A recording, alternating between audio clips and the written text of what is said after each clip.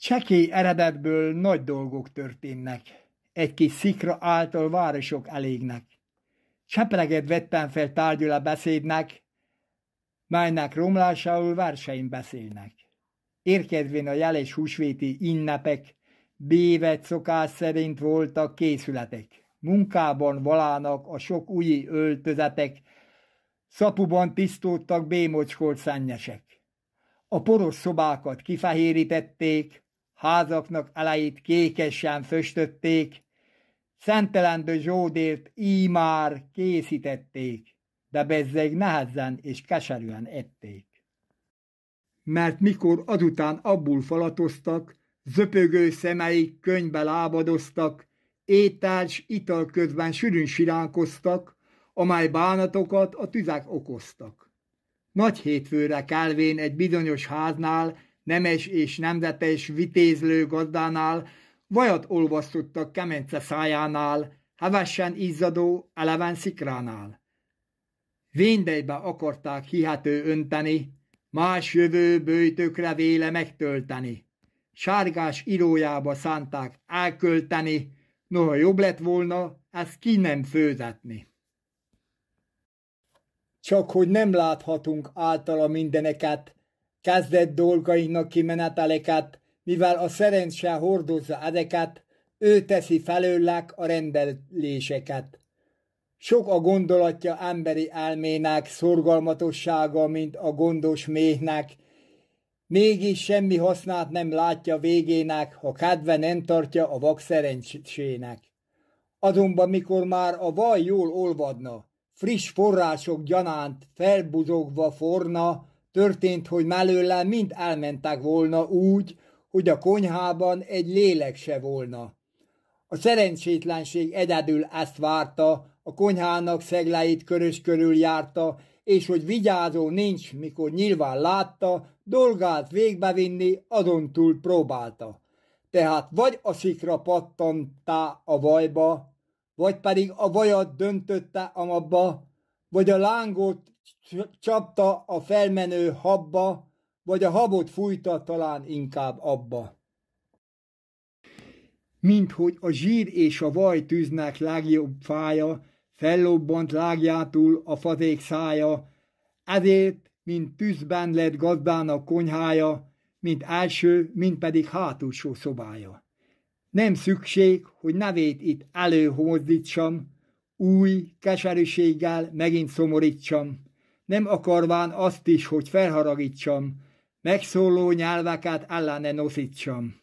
Mivel nem csak azok, akik kárt vallanak, hanem olyanok is, kik menten maradnak, kinél a tűz ered, arra mindent szólnak, vallott, hogy káránál nagyobb átkot szórnak.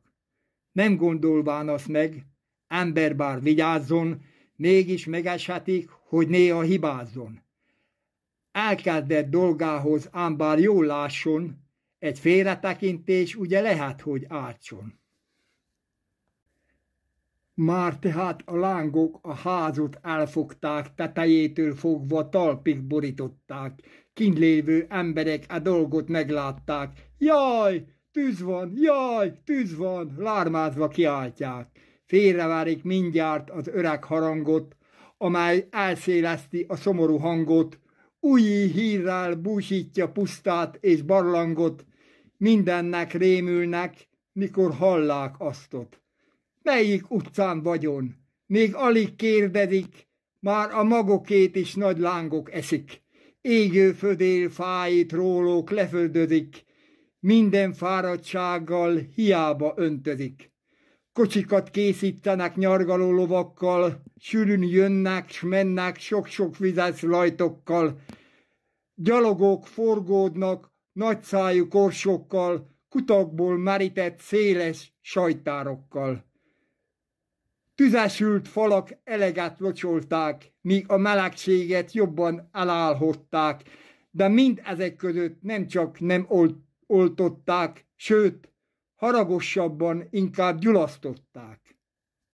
Mert el nem szenvedvén, hogy ellent állani, szembe merészeltek ővéle szállani, minden erejével kezdett iparkodni, hogy ne kelljen néki szégyenben maradni. A fő földi szelek megszerentséltessék, kitárját szárnyakon sebessel röptették, rövid idő alatt messzire késztették, kívánt kénye szerint elősegítették. Tudnivaló dolog, mely igen csatáznak, ha a tűz a szelet felveheti társnak, jaj lesz bizonyára az olyantén háznak, melynek födelére ők ketten felmásznak. Mert mikor egy helyen forgolódik mindenik, el kell mindennek veszni együtt egyig, és mivel talán nem bírhatna egyik, két közös erővel taszítják a földig. Reggelmidőn látnák az úgó szeleket, miképpen szaggatnak erős födeleket, mondák, ments meg, uram, ma tűztől bennünket, mert semmivé tenné egész helységünket. Alig mondották ki ezen buzgó szókat, íme tűzben látják azonnal házokat. Mikor kérték volna teremtő urokat, akkor veszik észre kilobbant lángokat. Nem vizsgálom itten Isten ítéletit, mert nem hallgatta meg könyörgő népeit. Oly súlyos ostorral miért csapta híveit, miért nem segítette maga szegényeit. Ki tengereken a szelet megállítja, hajót ne süllyesszen, erősen megtiltja. Aki tüzet is egy szóval szólítja, eltágult lángait keskenyre szorítja. Ki tudja, nem volt-e valami nagy vétek, amely miatt készült a savanyú étek, sok kárvallásoknak jelenvaló létek, a bűntől származik, bűnben hát miért éltek? Ha nem a bűn az oka, azért esik akkor, mert Isten az embert próbálja olyankor. Ha állhatatos-e a szíve mindenkor, nem csak a szerencsének jó kedvedéskor. Emellett hatalma, teljes vagyon rajtunk, reánk bocsáthatja ő minden akaratunk. De szólunk azokról, amelyeket bekaptunk, mivel még sokakat elő nem hozhattunk. Fejszét, vasvillákat, legények forgattak, égő födélfákba kampókat aggattak, hogy földre rándítsák, nagyon rajta voltak, de a tűz és a szél jobban forgolódtak. Amiknek szükség volt, hogy leszakadjanak, a kampók nélkül is mind leszakadtanak. Miket taszítani földre akartanak, vasvilla nélkül is földig omlottanak. A fejsze nem kellett szarufákat vágni, szintén úgy el tudta a tűz magát rágni, nem vala szükséges házakra felhágni, szaporában tudta a láng mint elhányni. Gondos mesterséggel semmit sem tehettek, mert hogy tehetnének, közel sem mehettek. Nagy hévségek miatt hozzá se nem férhettek, ezért hát képtelen a tűznek engedtek. Csak távulról nézték szobáknak romlását, mestergerendáknak kettészakadását, üvegablakoknak összve pattogását, konyhák s komoráknak lángos lobogását. Mennyi diszes házok belül csillámlottak, fénylő eszközöktől azelőtt villogtak, kiket a gőz és füst végre elpocskoltak, a szél pedig és tűz csúnyábbul mocskoltak. Nem nézték embereknek munkás fáradtságát, amelyek kereste kevés gazdaságát, semmibe hajtották költséges munkáját, mely által szerzett ő csekély jószágát. Lehetett szemlélni földes ágyokat, kikre terítettek sejem paplanyokat, hogyha említeni akarnám azokat a nagyobb értékkel bíró asszonyokat. Rendel helyezhettették a teli ládákat, hová tömbbe rakták cifraruhákat, üstprémmel kerített sújtásos szoknyákat, szép pamukkal kötött dupla harisnyákat. Nem öltözhettek fel sokan ilyenekben, az allelujázó vidám innepekben, többen maradtak közöllük egy ingben, mint kik megtartották a nagy, lángos füstben. a méltóságos gróf Jankovics Antalnál, úgy, mint a Csepregnek földes uránál, kisebb 50 000 tapasztalt káránál, többre lehetett vetni ennél a summánál. Bédültek falai gabonás házának, hol elesége volt népes udvarának. Majd alig volt száma a tiszta búzának, rosnak, kétszeresnek, zabnak és árpának. Más is, ami szükséges a grófi konyhára, pompásan ebédlő uri asztalára. Egy mágnás illető szokott mulatságra, nem vala szám szerint felmetszve rovásra. Mégsem volt igen sok, mikor a tűz mérte, mivel mindazoknap hamar végét érte. Üstit és aranyát tőle nem is kérte, hogy úgyis az övé magában azt vélte. Nem telt a dologban, azt tartom fél óra. Summás pénzen szerzett cimres kastélya minden szobáival azonnal leomla, benne lévők drágaság többnyire elromla.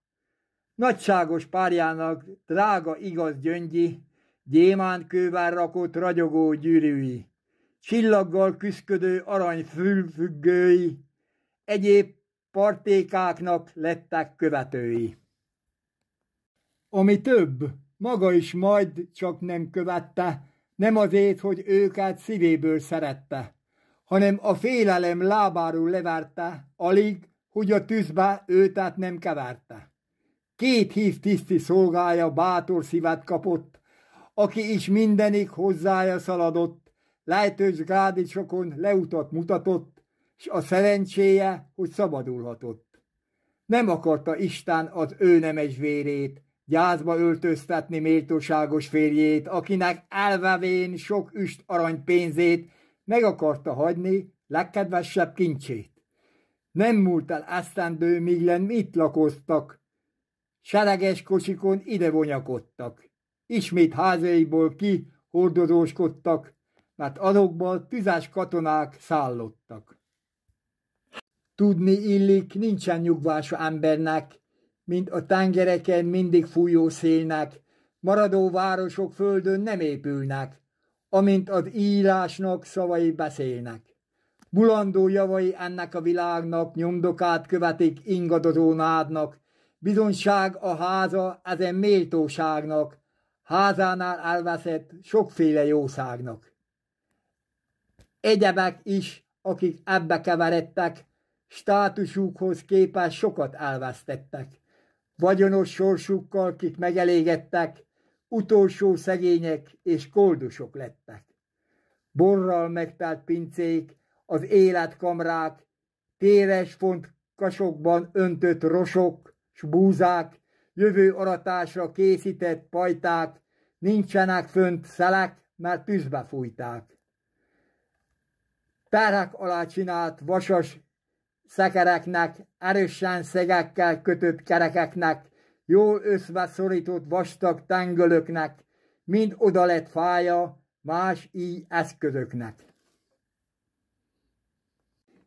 Minthogy már szekerek és kocsik nem voltak, kiken ide s tova azelőtt forroztak, a tüzek magokban eképp gondolkodtak, minek a marhák is, kik szekerek bontak. Hogy hiába tehát szénát ne ennének, vonyóigán kívül ingyen hevernének, tüstén ezeken is csak rájtok ütének, kikből mészárszékre sokan elvivének. Nem bőgött réz ökre annyit fálárisnek, mint amelyek itten hevülni kedvének. Szagát megérezvén istálók tüzének, nagyját nem tűrhetvén a füstök bűzének. Kiknek köteleit hamar nem oldották, adokat járomba azután nem fogták. Borjuk az anyjokat keresvén ríták, anyjok is magukat sokszor elordíták. Mindenik csordából számosan megsültek, melyeket a gazdák elébb fennbecsültek. Hegedűs Ferencnél ketten kint elégtek, 100 renes forintnál még többet megértek. Reménység táplálván megkövérítették, jó áron eladják, magukba feltették. de elébb, mint a pénzt a kezékbe vették, becsülettél szólván a kutyák megették. Nem hozom itt elő a baromfiakat, ki tudná felvetni azoknak számokat, tyúkokat, récéket, polkákat, ludakat, az utolsók rosszul viselték magukat. Éjjel, midő Róma ágyában nyugodott, az ellenség felől ingyen sem álmodott, Lut tartotta meg a Kapitóliumot, Szaturnusz szakhegyén épült szép templomot. Nagy kiáltásra, akik felébredett, melyre az ellenség sokfelé széledett, innét a nagy dicsőség a Ludnak eredett, Isten asszony gyanán tőlük tiszteltetett. Itt ugyan nem kellett álomból felvárni, reggel 10 órakor nem szoktak heverni. Ezen okból néki meg lehet engedni, más az, tüzet nem kellett szegénynek szenvedni. Sőt, valamennyire száján kitérhetett, annyira kiáltott, bánván a meleget, mindenféle állat sivított, rettegett, várván a félelmes végső ítéletet. Egyhádi felszálltált 4 érdemes papot, ez a veszedelem többivel ott kapott. Most is emlegetik azt a szeles napot, és a tüzet, amely házakba harapott. Csak taval installált város plébánusát, nagyon tisztelendő magyar Kozma Istvánt, mert ő pusztán hatta, vele oly rosszul bánt, és hamut égetni jószágából kívánt. Papi ruháinak ráncát kibolházta, hogy drágáit varadták, azon nem vigyázta. Olmáriumiból a földre kirázta, és azokkal együtt egészben elrágta. Zöld matériával borított székei, vékony, lenvászonból varatott ingei, derekát kerítő kreditorövei, tűzbe keveredtek nem kevés könyvei. Nem különben azok, kikben feljegyződtek, akik már végútra megkeresztelődtek, és házasságra, akik összvecs esküdtek, maguknak lettek gyászhalottas könyvek. Magát is a lángok körös körül fogták, az utcára nyíló ajtót elállották, minthogy mindenáltal meg nem ragadhatták, a sövényen által a sárba ugratták. Siralmas játékok ezek bizonyára, keserves, kit hínak így komédiára, hát ha még azoknak tekintjük a sorsára, kiknek életjek is vettetett kockára. Olyan kockára pedig, mely nem nyertes hatra, hanem inkább fordult, szerencsétlen vakra, véletlen történet szállott az ablakra, mérgelődő tüzet lehelt B azokra. Alig mondhatom meg elállott szavammal, avagy lerajzolni remegő tollammal, ami s amit esett tisztartó néval, derék, deli, testes jámbor asszonnyal. Mikor megmenthetné életét magának, elveszté kedvét 3 leányának, akik a szobában belül szorulnának, édes anyjuk után sírva kiáltának. Anyai szívében öltött szeretete, félelmet és halált véle megvettette. Szíves bátorsága jókat reménytette, de bátorságának reménység csalt vett. Sietséggel nyitja bégyulladt szobáit, karjaira venni akarván leányit, kiknek ímár égni képzelte szoknyáit, testeket diszessen födöző ruháit. Látja, hogy pad alá áldugják magukat, hogy bőven ágyoknak keresik aljukat, hogy ne látna a tűz boldogtalanokat, noha jól meg tudta szagolni nyomokat. Innét hol futottak más-más szegletekbe, hol pedig anyjoknak borultak ölébe. Reménykedve kérve, vegye fel kedébe, segéljen, ha lehet utolsó szükségbe. Szeress meg gyermekim, dehogy segíthetlek, pártfogó ölembe ímár nem vehetlek. Csak a szerencsének egyedül engedlek, majd magammal együtt tűzben eltemetlek. Nekem is gyulladnak ruháim, látjátok, magán sem segíthet nyomorult anyátok, itthon pedig nincsen szerelmes atyátok, kinek magatokat kezére bíznátok. Mások nem jöhetnek ti segítségetekre, mert vigyázniuk kell maguk életekre, hanem tekintsetek a kegyes egekre, hogy öntsenek vizet égő tüzekre. Ha mind onnan nem jön segítség ti néktek, panaszkodás nélkül csendesen tűrjétek. Annál nagyobb lészen mennyben dicsőségtek, minél siralmasabb szerencsétlenségtek. Ekképp bátorítá őket tanácsával, a szent békességre indító szavával, de maga panasza így szól Rebekával, nehezen született Benjamin anyjával. Mi szükség volt tehát mélyebben fogadnom, ha így kellett lenni, hogy történjék dolgom, nem volna keserű magamnak meghalnom, csak gyermekeimet meg lehetne hagynom. Legalább lennének, akik esetemről megemlékeznének véletlenségemről, tűztül ásott sírban temetett testemről, lángok által esett nagy történetemről. Istennek ajánlak, kedves gyermekeim, kik miatt csordulnak szememből könnyeim, vagy ha oltalmazni tudnának kezeim, tűzoltó könnyeket önteni szemeim. Ó, magas egeknek csurgó csatornái, miért nem akartok bennünket megszánni? Ne késsetek velünk, mennél előbb bánni, mert a véletlenség tűzbe akar háni. Bőséges esővel kérlek tikkasszátok, haragos lángjait, jaj, hamar oltsátok. Elhagyott sorsunkban pártunkat fogjátok, amint is magunkat bízzuk ti reátok. Nem használtak semmit, valami beszélt, nem kerülhette el meglévő veszélyt, sem eső, sem ember nem segíti szegényt, ám bár reménykedett másodszor is megint. Jobban gyulladt rajta öltözete, melyet semmi vízzel el nem öntözhette. Ináról leesett kövérhúsos teste, csontjaival együtt tűz összeégette. Amik is darabok osztán előjöttek, amidől mindenek már elvégeződtek, özvegy férje által földbe tétetődtek, sok siralma közt ott eltemetődtek. Nagy bánatok fogták el bús szívét, szerelmes társának látván ilyen ügyét, s gyermekeire is mikor vetvény szemét, zokogó sírással hullogatta könnyét. Kedves feleségét, s fiait jajgatni, elegendőképpen nem győzte siratni. Rákállál nem akar megvigasztaltatni, mert nincsenek, akik tudnák vigasztalni. 3 szép nevelt leány asszonykái, kiktől lettek volna néki unokái. Ifjaknak, szüzeknek lettenek példái, hogy ők is lehetnek a tűznek prédái.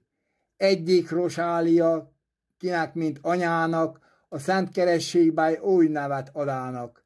Egy keresztnév alatt egy sorsra jutának, egy veszedelemben egy kép kimúlának. Hasonló nagy veszély érte a másikát, lángok közt szorult, nyomorult Boriskát, úgy bekerítette velek harmadikát, nem hagyta életbe szegény kis Franciskát. Ez 3 csemeték, kik nemrég nyíltak, de erkölcsre nézve már magasan voltak, éltek zsengéjében, mikor virágoztak, porrá és hamuvá a tűzben változtak.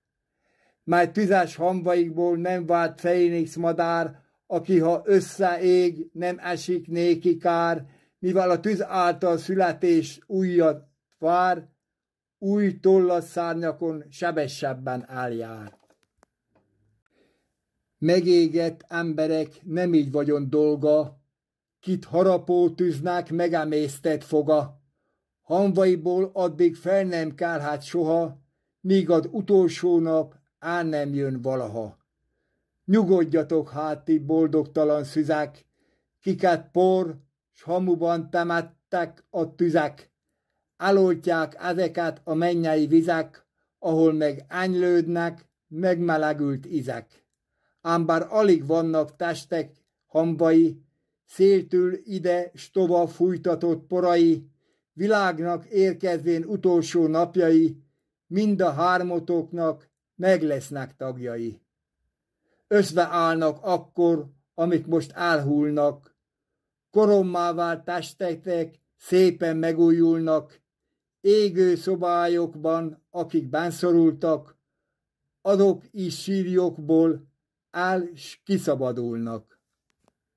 Fehérrel föstődnek elsült arcáitok, pirossal nyílnak fel kormos ajakitok, napnyugodti szellővé válnak lángitok, békével szenvedett heves szikráitok. Hagyján, ha lángokban meg nem maradtatok, mint a három ifiak, kiket hallottatok, az egekbe annál hamarabb juthattok, minél a világból előbb kifuthattok. Nem Molok bálványnak karjain égtetek, kedves áldozatot nem annak tettetek, hanem ki semmiből alkotott bennetek, az engedte lenni, s történni veletek.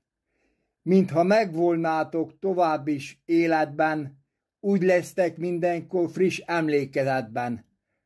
Gyakorta forogtok példabeszédekben, neveteket sokan foglalják versekben. Kinek akaratján, hogy megállottatok, helyrehozza a kárt, melyet vallottatok, sem füst, sem korom nem marad rajtatok, mindenféle mocsok lemégyen rólatok. Leányoknak lesztek tanító leckélyek, hogy elébb elhervad virágos mezőjek, mintsem elérkezik vidám mennyeközőjek, és fejekre szálljon kívánt fejkötőjek. Mások is tőletek sokat tanulhatnak, hogy veszedelemben véletlen juthatnak, üdőnek jártával így nagy kárt valhatnak, tűzzel egyesített füstben fulladhatnak. De nem tartózkodom már ezen szüzeknél, vagy mint szólanom sok más egyebeknél, férfi és asszonyi jámbor személyeknél, kik szintén így jártak ezen rossz tüzeknél. Többit is itt kezdem a tisztító háznál, szegény összve égett szolgáló leánynál, ki hanyat elesett az égő konyhánál, mikor erőtlenebb lett ímár a lángnál. Preceptor odafut nagy lélek szakadva, az félelem miatt haja felborzadva. Füstben és lángokban maradt megfulladva, a házának teteje fejére szakadva. Oltalmát akarván szegény leánykáknak, más egyéb bent lévő holmi portékáknak, ládák, olmárium s az ágyi ruháknak, ő maga lett ágya a haragos lángnak. Bölcsebben taníthat történt halálával, mit sem életében eleven szavával, hogy a bal szerencse játszik oly módjával, valamint fel s alá üttetett laptával. Mert mikor az ember néki bátorodik, káros erejének bátran támaszkodik, veszedelme felől csöppöt sem álmodik, halálos esettel akkor tántorodik. Mikor békességet ígérne magának, akkor vetnek tüzet meggyújtott házának. Mikor hosszabb célt tesz pályafutásának, akkor rekesztik el menetit útjának. Nézd, mennyi példa van ebben az egy házban, három, de egy vérből származott leányban, leányivál együtt porrá lett anyában, ennek szolgálója, s precesszor hamvában. Kik azért kerültek szerencsétlenségbe, siralomra méltó nagy véletlenségbe, hogy kiki, mikor van legjobb egészségbe, gondolja magában, hogy juthat inségbe. Nem volt pedig elég szája mérges tűznek, testét felkoncolni ennek a négy szűznek, ezen asszonyságnak és ezen legénynek elpörzsölte éltét még más 5 személynek. Farkas Éva asszony Éva leányával, a lány viszonytag dajkáló anyjával, tűzben megmutatták világos példával, mit tett első anyánk a tiltott almával. A savanyú szőlőt az atyák ették meg, és abban a fiaik fogai vástak meg. Ezt Jeremiás könyvében láthat meg, tapasztalásból is sokszor érezzük meg. Már tetézve vagyon minden nyomorúság, ostromol bennünket éhség és szomjúság, bágyat unalommal ellankadt fáradtság, melynek minden oka az első torkosság. Farkas Évának is tüzét ez okozta, no a kétség kívül megboldogította, mert aznap bűneit papnak megvallotta, ki a szentgyónásban őket feloldozta. Leánya is ott volt a húsvéti gyónáson, letörülni róla, ami volt rováson, jelen volt anyjával a szent áldozáson, mint a következett iszonyú romláson. Bőv úti költséggel az útra készültek, melyet a nagy héten talán nem reméltek. De mivel sok példát hallottak, s szemléltek, ő maguk felől is hasonlót ítéltek. Bizony boldog lelkekiknek nem sérelem, hanem gyógyulás lett ez a veszedelem, míg szívekben vala buzgó törödelem, és a gyónásban nyert szerető kegyelem. Tanulságot hadtak minékünk utánok, hogy a történetek emberrel így bánnak, kikben mindazáltal szerencséssel járnak, akik gyakorlását szeretik gyónásnak. Itt sem volt még elég a rabló lángoknak, mert jóizűn esett mardosó szájuknak, megsütötték húsát további még 3-nak, 2 férfival együtt némely leányzónak. Példabeszédiben Salamon jól írja, a tűz néki elég, soha azt nem mondja, akármire talál, nem vigyáz éhomra, bévesz és megemész mindent az ő gyomra. Ahol ezeket is összve emésztette, kegyetlen haraggal éltöket vesztette, midőn az ajtókon belül rekesztette, ledülő falakot rájuk eresztette. A nagy szél a parást nekik izzasztotta, melyben szegényeket egészen lenyomta. Egyik oldalról másra fordította, mint mikor lőrincet rostér pirította.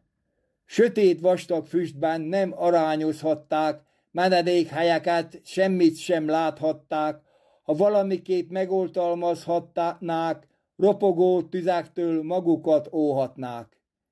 Egyik ezek közül Kondics Ferenc vala, ki ugyan elébb is félig meg volt halva, gutaütés miatt el volt nyomorodva, az holt elevenek közé számláltatva. Hamar utol érte a szerencsétlenség, mert elbágyasztotta az erőtlenség. Romlott tagjaiban nem volt érzékenység, másokban sem vala neki hív reménység. A tűz vállalta fel kínos betegségét, hogy megorvosolja nyavajás inségét, helyesen is üzte tudós mesterségét, mindjárt szakasztotta fájdalminak végét.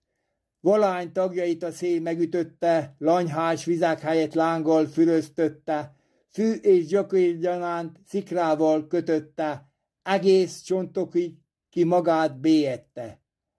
Elszenvedhetetlen 7 mártíromságon kellett által menni néki a világon, szélütött nyavalán és lobogó lángon, mely meg is folytotta a füstből font Instrágon.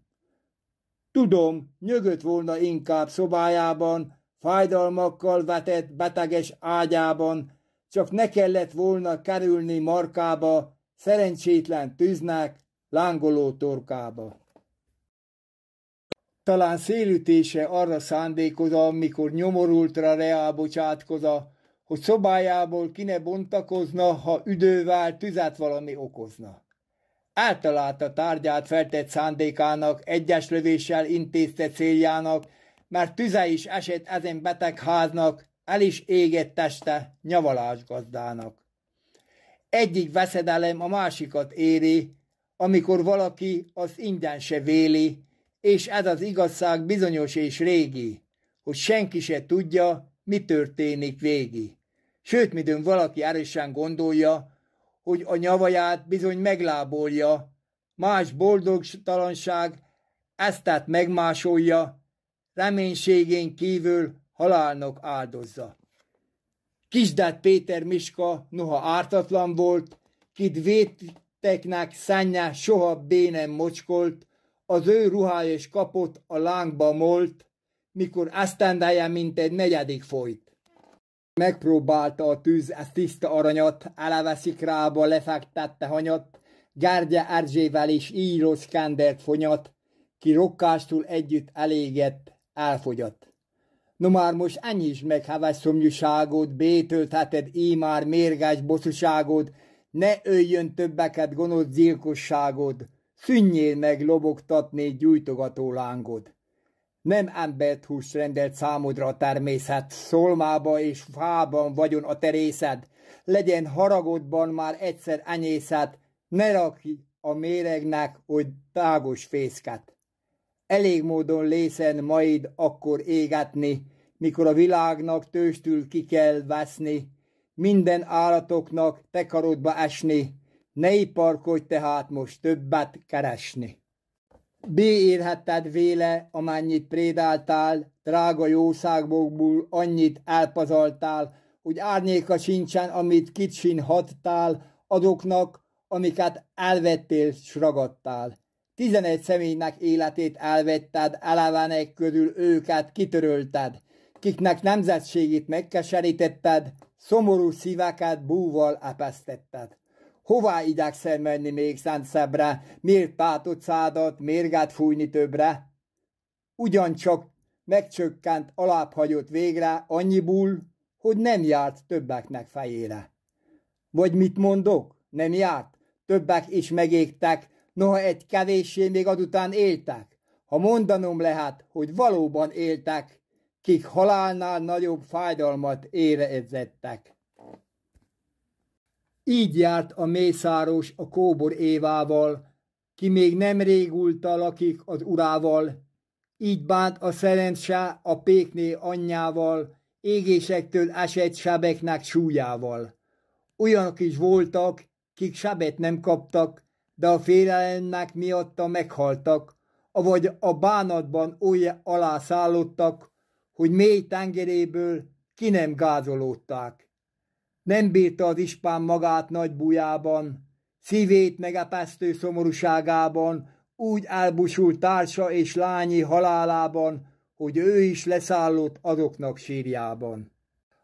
Hallják a siralmat másút a népségek, a közelben fekvő vidéki helységek. Futnak cseprek felé nem csak a legények, sőt, együtt igetnek fulladozó vének. Fehér nép is szalad igen seregesen, elfogja az utat hosszan és szélesen, mennek a sziporkák szemekbe mérgesen, deszkák darabjai röpülnek tüzesen. Szakonyi szomszédok mindjárt ott teremnek, bükismerősök hamar megjelennek, visről és trömördülül szaporán érkeznek, de a rabló tűzre csak megállva néznek. Nemhogy nem akarnak rajtuk segíteni, hanem már nem vala módján ejteni. Vízbe mártott ponyvát házra teríteni, nem volt, aki magát reá merte vetni. Ha kimit hirtelen dobott udvarára, ott is a tűz hágott mindjárt a nyakára. Nem engedte többször állani lábára, vesztére, mint ottben, új odakijára. Szinte ugyan látszott a por gyulladozni, köveket, téglákat láttak lángodozni, kihez képest miként lehetne dolgozni, mikor tüzes porban kellett futkozni. És nem tudta ember előbb hova menjen, mert a gyulladások nem mennének rendben. Ha itt az égetést elkezdették egyen, által lövöldöztek 11-en. Mindazáltal közben, akiket elhattak, szabados levelet azoknak nem adtak, mert azon túl vissza reályok nyargaltak, dühös fogaikkal mindent agyonmartak. Egy szeg sem maradott előbbi épségben, a pénz összefutott hólyagos erszényben, főzelékre valók nem egyéb edényben, hanem csak ott főttek reteszes szekrényben. Gondolj ki akármit, valamit egy háznál szükséges tartani cselédes gazdánál, minden eféléből, több kárvallottaknál kevesebb maradt fönt egy parányi máknál. Meglátogattattak háborús veszéllel, megverettettek amos sütő széllel, kit Ámos próféta emlegetett könyvével, 4. részének 9. versével. gazdagok jutottak szűkült szegénységre, a szegények pedig még nagyobb szükségre. Sírva tekintettek az irgalmas égre, hogy nézzen le Isten arra a veszélyre. Ne engedje tovább a tüzet csatázni, méltótassék őtet jól megzavolázni, lám a tengernek partot akart ásni, amelyeknél killább nem mártnak csatázni. Ez midőn így volna, templom meggyulladott, magas szál tornyában a tűz megakadott, erős derekába úgy beleharapott, hogy a körmeinek helye rajt maradott. Azok a harangok, melyek szentmisére jártattak a népnek Isten igéjére, az öregbik ugyan tovább, mint felére, a másik pedig lefolyt utolsó csöpjére. Nagy csütörtök napig nem várakozhattak, bévet szokás szerint elébb megnémultak, és sohadután meg nem szólamlottak, melyeknek szavai azelőtt hangzottak. Melyek elkergettek sok förgetegeket, jégesővel terhelt általmas felhőket, tüzessel csattogó nagy mendörgéseket, nem tudták elvárni maguk égéseket. Nagyobbik 20 mázsát vagy többet is nyomott, kivel kisebbik is helyén együtt fogott, tartalék ágosok eldült és lerogyott, s úgy, amint már mondám, mindenik elfogyott. Órának is eljött utolsó órája, megszűnt a járástól minden karikája, elhagyta ütését verő kalapácsa, fatámasztékinak tűz lett az ő ácsa. Minek utána így győzedelmeskedett, innén Dakar felé lejjebb ereszkedett. Az orgona körül nagyon mesterkedett, de Székelygyőr vére jó megvetekedett. Kinek dicséretét hogy gyarapíthatná, és hogy egyház atya nyilván megmutatná, addig iparkodott, míg el nem olthatná, Szilaj indulatit megzabolázhatná. Megmondotta Isten Dávid prófétával, a 150. énekes Zsoltárral, hogy dicsérjük őtet pengő citorával, más musikák mellett sipos orgonával. Mégis meg nem csökkent annyira ereje, hogy többre nem merné magát vetni feje, derék templomnak hátulja s eleje, egész hossza égett, séndeledett födele. Amit kívül prédált, kevésnek tartotta, hogy belül is roncson hamar kigondolta. Várakozás nélkül a szarufát fogta, és nagy robogással alátaszította. Öreg oltár felett való boltozatot, avval bészakítván fúrt egy nagy hézagot, nem pembénből csinált kellemetes szagot, hanem az oltárul, amit lefaragott. Fel volt szenteltve emlékezetére, Szent Miklós püspöknek ő tiszteletére, semmit sem hajt vala becsős érdemére, Isten előtt lévő nagy dicsőségére. Kihez a buzgó név szívből folyamodott, ő annak képére lángokat csapkodott, kikkel az oltáron mindig futkodott, míg len mindeneknek romlás nem okozott. Itt már elájulok csodálkozásomban, elmém rettegtető álmékodásomban, mikor meggondolom, mi történt azonban, lelki ételt adó tabernákulumban. A titkokkal teljes oltári szentséget, élni és halni látom az elevánséget, Krisztusnak szent teste ugyan el nem égett, hanem a kenyérnek színe elenyészett. Kit nem szentelt kéznek, nem szabad illetni, a történet merte ezt a tűzbe vetni, s a tűz igyekezett hamuvá égetni, amennyire tőle ki lehetett telni.